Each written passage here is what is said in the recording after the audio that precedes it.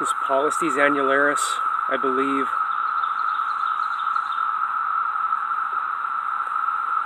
Farther north you go, the darker they get. I think down south they're more reddish, but they have that little stripe on the abdomen, the top of it. You can see that little whitish spot. They're aggressive, much more alert than Cicadas. They're like exclamens because they're alert, and then they're also,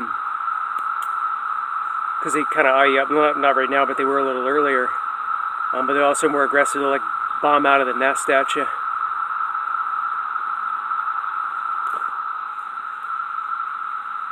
One of them there eyeing me up.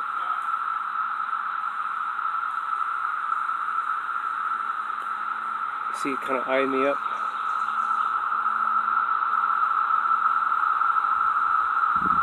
Probably the most aggressive Polistes species that I know of. Yeah, my guess is annularis.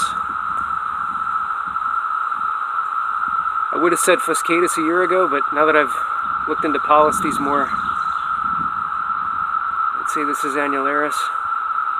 Stung me last year. It was a nest behind that door.